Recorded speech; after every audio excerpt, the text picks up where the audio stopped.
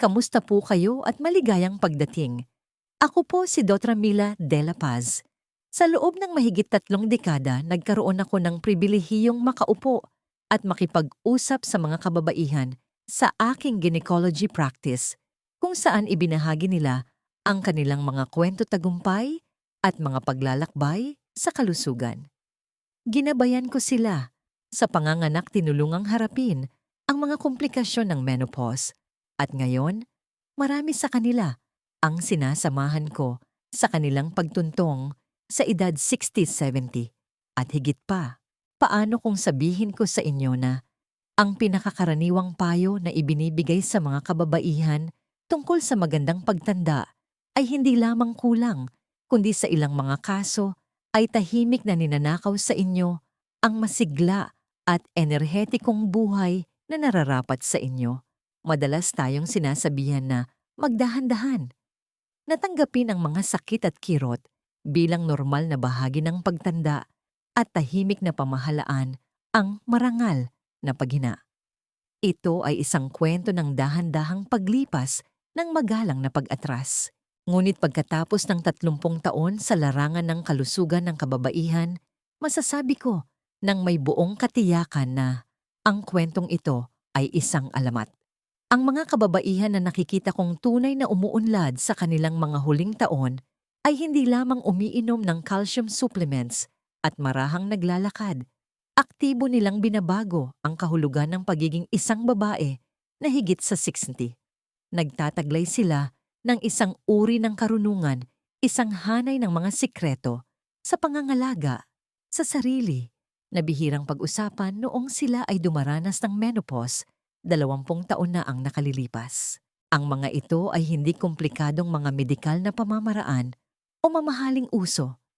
Ang mga ito ay pangunahing pagbabago sa pag-unawa kung paano gumagana ang ating mga katawan ngayon na nagbibigay daan sa isang antas ng sigla na inakala ng marami na tuluyan nang nawala.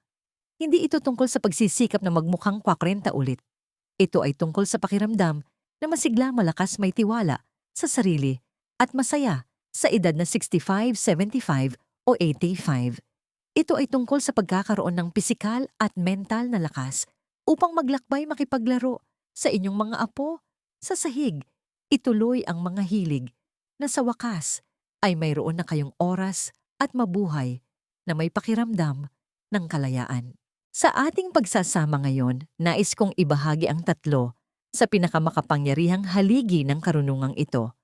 Lalampasan natin ang mga pang-ibabaw na payo at pag-uusapan natin kung ano talaga ang nagpapabuti sa inyong kalusugan mula sa hindi nakikitang pundasyon ng inyong pelvic floor hanggang sa nakakagulat na kapangyarihan na nakatago sa inyong mga kalamnan.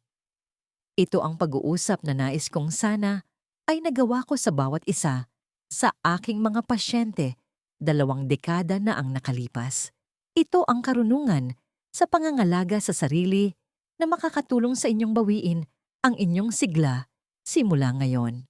Ang unang mahalagang bahagi na dapat nating talakayin ay isang bagay na madalas na ibinubulong lamang o tinitiis sa tahimik na pagkadismaya ang kalusugan ng inyong pelvic floor at ang katotohanan ng intimacy pagkatapos ng edad 60.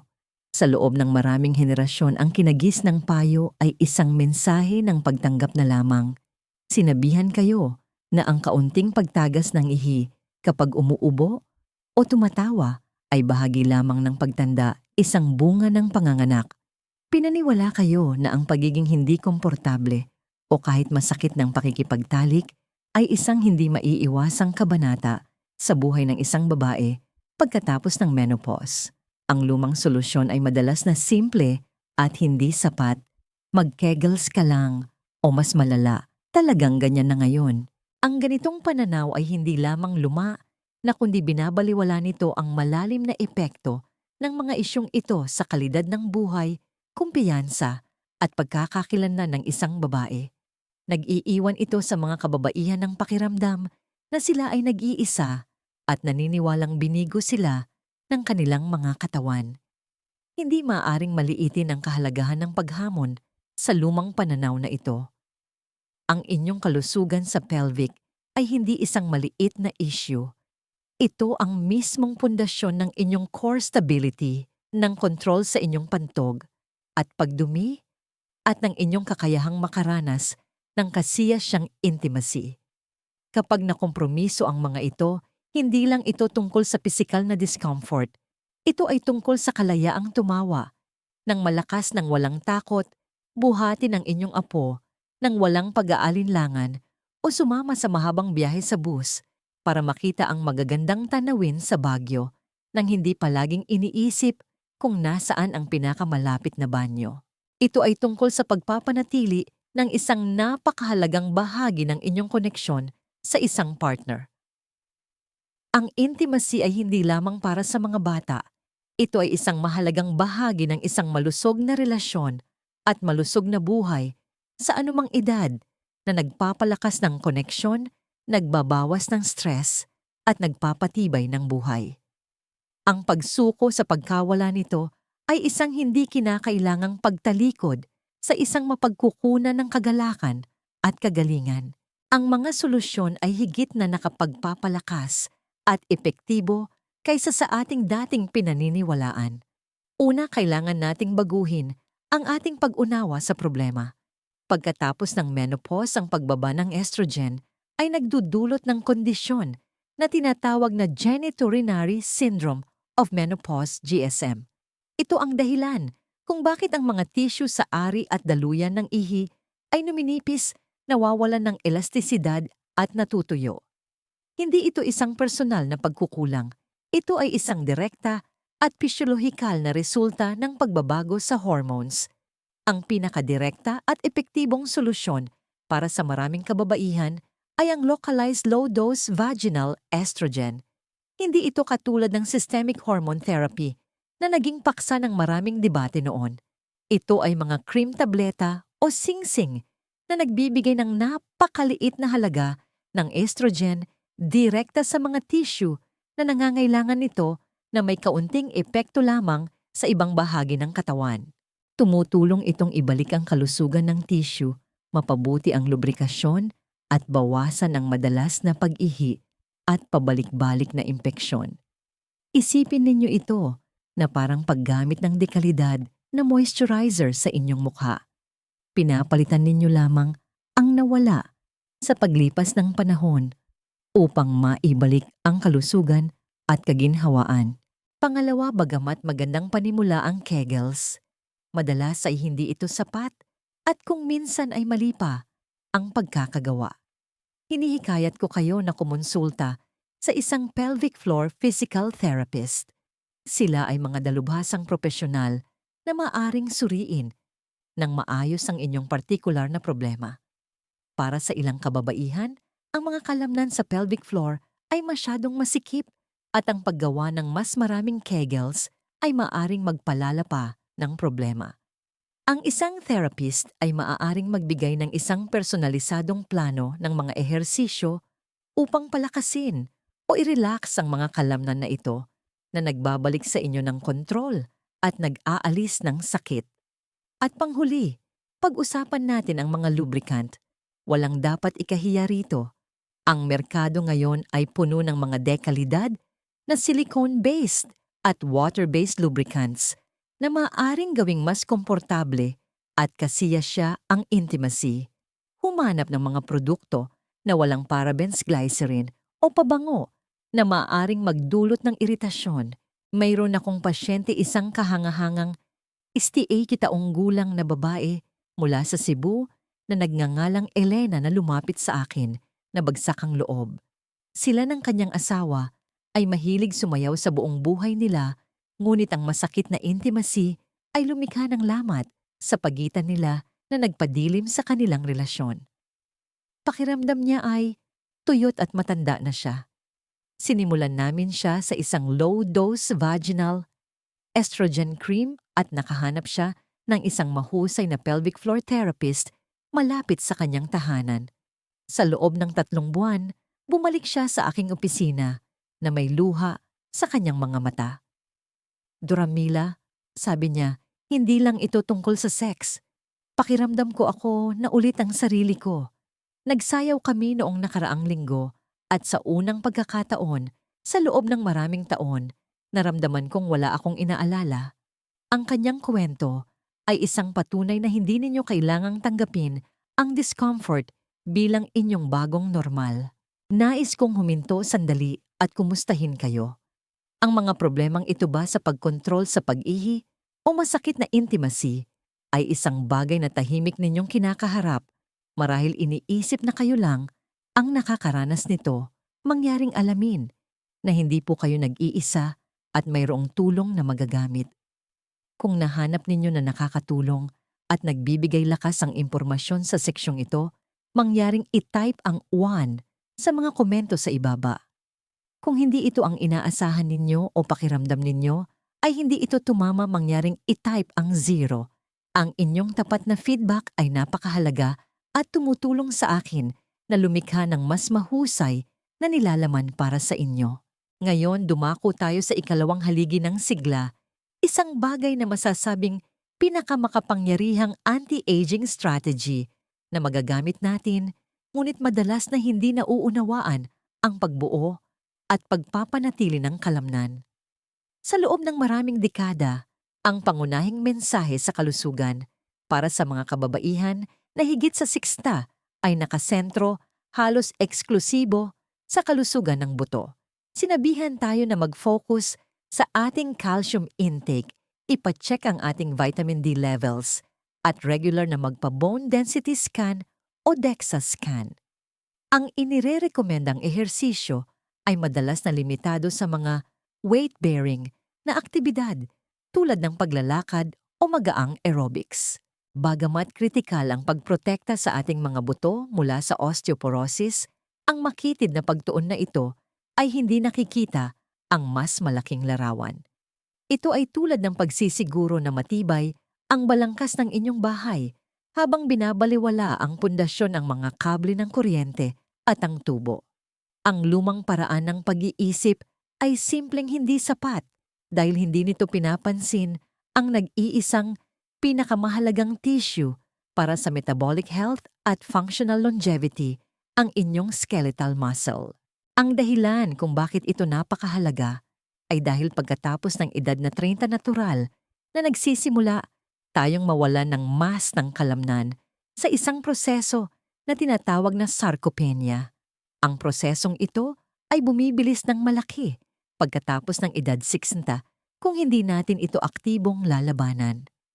Ang pagkawala ng kalamnan na ito ang pangunahing sanhi ng marami sa mga bagay na iniuugnay natin sa pagtanda.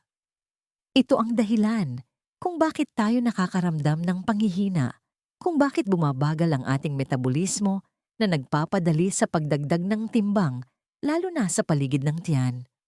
Ang kalamnan ng ating metabolic engine, ito ang pangunahing lugar kung saan inaalis ng ating katawan ang asukal sa dugo. Kapag nawalan tayo ng kalamnan, mas nagiging madali tayong magkaroon ng insulin resistance na maaaring humantong sa type 2 diabetes. Bukod dito, ang malalakas na kalamnan ang nagpoprotekta sa ating mga buto at kasukasuan.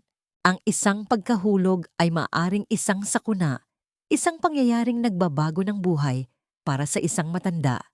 Ang malalakas na kalamnan sa binti at core ang nagbibigay daan sa inyo na masalo ang sarili upang maiwasan ang pagkahulog sa simula pa lang o upang makabangon kung kayo ay matumba. Ang pagpapanatili ng kalamnan ay hindi tungkol sa itsura o pagiging isang bodybuilder. Ito ay tungkol sa pagpapanatili ng inyong kalayaan. Ito ang pisikal na yaman na nagbibigay daan sa inyo na dalhin ang inyong sariling mga pinamili. Tumayo mula sa isang mababang upuan nang walang tulong iangat ang inyong maleta sa overhead bin at manirahan sa inyong sariling tahanan hanggat maaari. Kaya ano ang solusyon? Ito ay simple at malalim. Kailangan ninyong magbuhat ng mabibigat na bagay. Ang tinutukoy ko ay ang progressive resistance training. Ito ang tanging uri ng ehersisyo na nagbibigay hudyat sa inyong katawan na bumuo at magpanatili ng lean muscle mass. Ang salitang mabigat ay maaaring nakakatakot, ngunit ito ay depende sa inyong sariling kakayahan. Para sa ilan, maaaring mga hulugan ito ng pagsisimula sa 1.5 kilong dumbbells, para sa iba naman ay maaaring 4.5 kilo. Ang susi ay dapat na ang huling 2 o 3 pag-uulit ng anumang set ay nararamdaman ninyong mahirap kumpletuhin. Ang layunin ay pagganahin ang inyong mga pangunahing grupo ng kalamnan, binti, likod, dibdib at braso nang hindi bababa sa 2 beses bawat linggo. Hindi ninyo kailangan ng isang magarbong gym membership.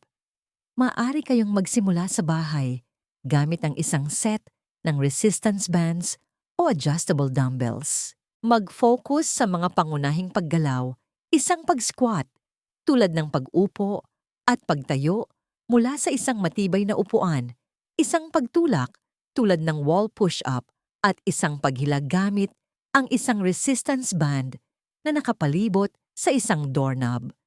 Inirerekomenda ko ang paghahanap ng isang kwalipikadong personal trainer kahit para sa ilang session lamang na may karanasan sa pagtatrabaho sa mga senior. Maaari nilang ituro sa inyo ang tamang forma upang maiwasan ang pinsala at magdisenyo ng isang programa na ligtas at epektibo para sa inyo. Kasabay nito, dapat ninyong unahin ang protina. Habang tayo ay tumatanda, ang ating mga katawan ay nagiging hindi gaanong mahusay sa paggamit ng protina na ating kinakain upang bumuo ng kalamnan, isang phenomenon na tinatawag na anabolic resistance. Nangangahulugan ito na kailangan nating kumonsumo ng mas maraming protina kaysa noong ating kabataan upang makuha ang parehong epekto sa pagbuo ng kalamnan. Pinapayuhan ko ang aking mga pasyente na maghangad ng humigit kumulang 25-30 gramo ng dekalidad na protina sa bawat pagkain. Maaaring ito ay isang 115 gramong dibdib ng manok, isang tasa ng Greek yogurt, o isang serving ng lentils at quinoa. Hayaan ninyong ibahagi ko ang kwento ng isang pasyente na nagngangalang Margarita, isang 72 taong gulang na retiradong guro mula sa Baguio. Lumapit siya sa akin matapos ang isang pagkahulog na hindi nakabali ng anumang buto, ngunit lubhang yumanig sa kanyang kumpiyansa. Natakot na siyang maglakad sa mga hindi pantay na bangketa at itinigil na niya ang kanyang minamahal na paghahardin. Ang kanyang mundo ay lumiliit.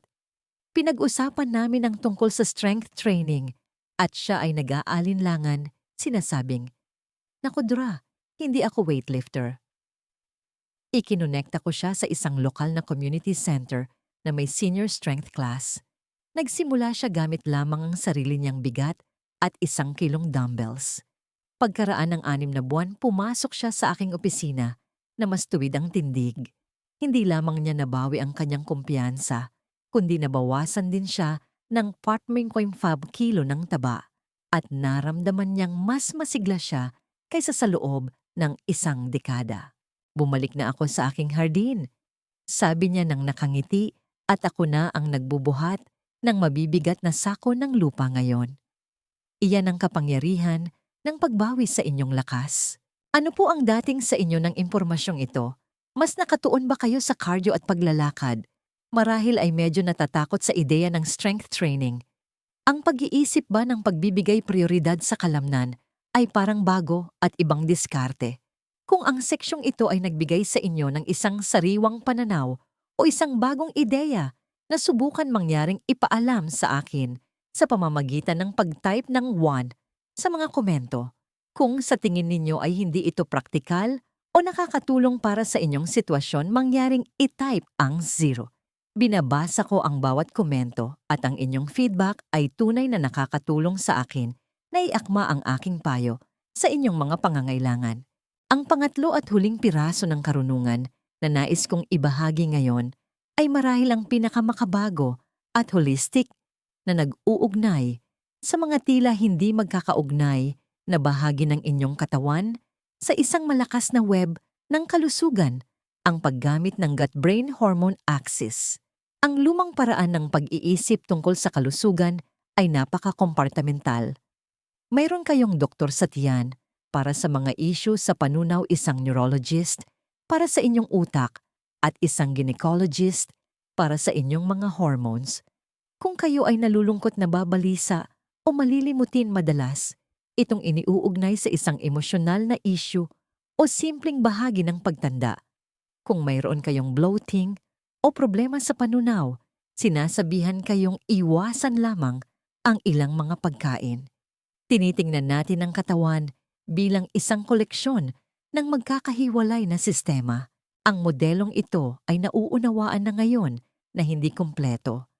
Alam na natin ngayon na ang mga sistemang ito ay nasa patuloy at dinamikong komunikasyon. Ang kalusugan ng inyong gut microbiome, ang trilyon-trilyong bakterya na naninirahan sa inyong digestive tract, ay may direkta at malalim na epekto sa inyong brain chemistry, inyong mood, inyong immune system, at oo, maging sa paraan ng pagproseso at pagbalanse ng inyong katawan sa mga hormones pagkatapos ng menopause.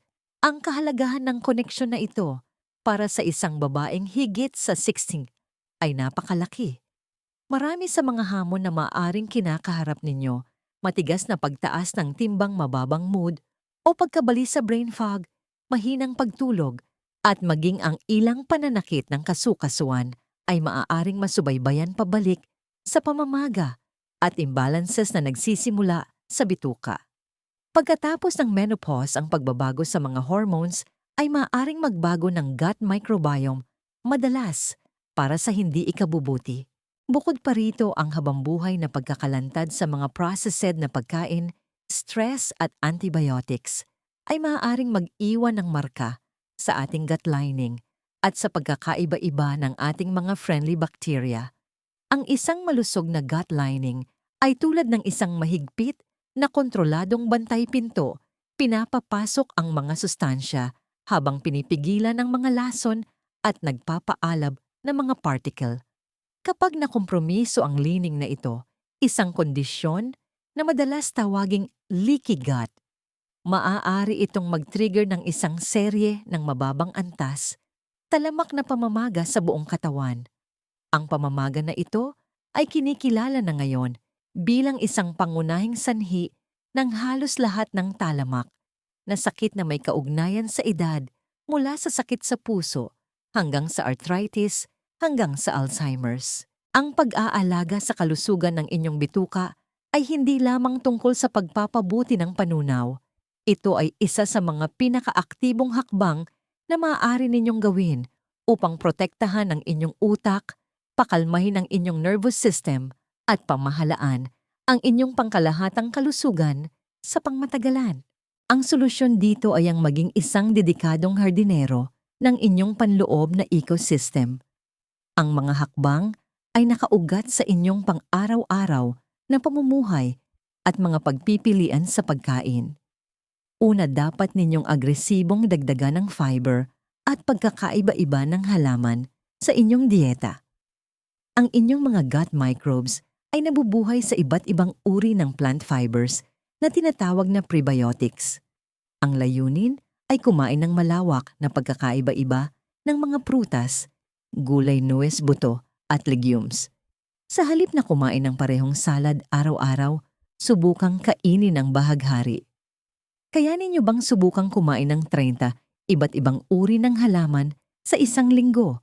Mukhang marami, ngunit mas madali ito kaysa sa iniisip ninyo.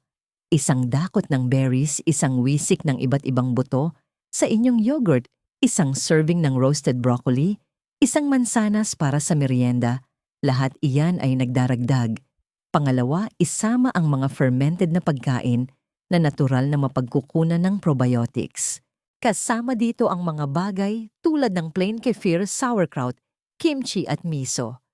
Ang isang maliit na serving bawat araw ay maaaring makatulong na mapunan ang mga kapaki-pakinabang na bakterya. Pangatlo, dapat ninyong aktibong pamahalaan ang inyong stress. Ang gut-brain axis ay isang two-way street. Ang talamak na stress ay nagpapadala ng mga senyales na maaaring negatibong makaapekto sa inyong gut bacteria at magpataas ng gut permeability. Dito, nagiging hindi mapag-uusapang gawi sa kalusugan ang mga kasanayan tulad ng mindfulness meditation, malalim na paghinga, paggugol ng oras sa kalikasan, marahil sa isang magandang lugar tulad ng Quezon Memorial Circle o paggawa ng isang libangan na gusto ninyo hindi lamang mga kaaya-ayang gawain. Direkta silang tumutulong na pagalingin ang inyong bituka. Isang pasyente ko, isang 74 taong gulang na retiradong accountant mula sa Tagaytay na nagngangalang Susana ay nahihirapan sa nakakapanghinang brain fog, pagkabalisa at bloating. Ang kanyang mga doktor ay nagsagawa ng hindi mabilang na mga pagsusuri na lahat ay bumalik na normal. Pakiramdam niya ay nawawala na siya sa kanyang sarili. Nagtrabaho kami sa isang gut healing protocol. Inalis namin ang mga nagpapaalam na pagkain tulad ng processed sugar at gluten mula sa kanyang dieta sa loob ng isang panahon at pinuno namin siya ng napakaraming pagkakaiba-iba ng makukulay na halaman at mga pagkaing mayaman sa probiotic. Nagsimula rin siya ng isang pang-araw-araw na 10-minutong guided meditation practice. Ang pagbabago sa loob ng 4 na buwan ay kahanga-hanga. Hindi lamang naging normal ang kanyang panunaw, kundi ganap na nawala ang kanyang brain fog. Sinabi niya sa akin, pakiramdam ko ay may isang kurtinang hinawi sa aking isipan. Ang pagkabalisa na aking palaging kasama ay ngayon ay isang mahinang bulong na lamang. Tinugunan niya ang pinakaugat ng problema at ang kanyang buong sistema ay tumugon. Nais kong malaman na isip ninyo na ba ang isang ugnayan sa pagitan ng inyong panunaw, inyong mood, at inyong pangkalahatang pakiramdam ng sigla? Ang ideya ba na ito ng pag-aalaga ng isang hardin sa bituka ay tumutugma sa inyo? O tila ba ito ay medyo nakakalito? Napakahalaga ng inyong karanasan. Kung ang konseptong ito ay nagbigay sa inyo ng bagong pananaw o isang bagong daan, upang tuklasin para sa inyong kalusugan, mangyaring gawin ninyo akong isang pabor at i-type ang sa mga komento. Kung sa tingin ninyo ay masyadong komplikado o hindi nauugnay sa inyo, mangyaring maging tapat at i-type ang 0. Nakakatulong ito sa akin na maunawaan kung anong mga paksa ang pinakamakabuluhan sa ating komunidad. Sa pagtatapos ng ating pag-uusap, sandali nating pagsama-samahin ang mga hibla ng karunungang ito. Naglakbay tayo sa 3 pangunahing pagbabago sa pangangalaga sa sarili para sa mga kababaihan na higit sa 80 na lumalampas sa mga simpleng payo ng nakaraan. Inalis natin ang maskara sa alamat na ang mga isyu sa pantog at masakit na intimacy ay isang hindi maiiwasang kapalaran na nagbubunyag ng mga nakapagpapalakas na solusyon ng localized estrogen at pelvic floor therapy na maaaring maibalik ang kaginhawahan, kumpiyansa at koneksyon. Hinamon natin ang makitid na pagtuon sa density ng buto at natuklasan ang malalim na katotohanan na ang pagbuo at pagpapanatili ng skeletal muscle sa pamamagitan ng resistance training ay ang inyong tunay na bukal ng kabataan, ang susi sa isang matatag na metabolismo, pisikal na kalayaan, at isang buhay na malaya sa takot na mahulog. At sa wakas ginalugad natin ang makabagong agham ng gut-brain hormone axis na nauunawaan na ang pag-aalaga sa inyong panloob na hardin ng mikrobyo ay isang malakas na diskarte upang linawin ang brain fog, itaas ang inyong mood at bawasan ang talamak na pamamaga na nasa likod ng napakaraming kondisyon na may kaugnayan sa edad. Ang mga ito ay hindi lamang mga tips sa kalusugan. Ang mga ito ay mga deklarasyon ng pagpapahalaga sa sarili. Ang mga ito ay isang pagtanggi na tanggapin ang isang limitadong buhay. Kinakatawan nila ang kaalaman na nais nating sana ay taglay ng ating mga ina at lola, ang karunungan na nagbibigay daan sa inyo na magkaroon ng aktibo at makapangyarihang kontrol sa kung paano ninyo nararanasan ang kabanatang ito ng inyong buhay. Ang aking huling payo ngayon ay ito: bigyan ninyo ang inyong sarili ng pahintulot na maging isang baguhan muli. Maging mausisa, maging matapang na pumasok sa isang gym o isang yoga class. Maging matapang na magkaroon ng isang tapat na pag-uusap sa inyong doktor tungkol sa inyong intimate health. Maging matiyaga na dahan-dahang baguhin ang inyong dieta at tingnan kung paano tumutugon ang inyong katawan.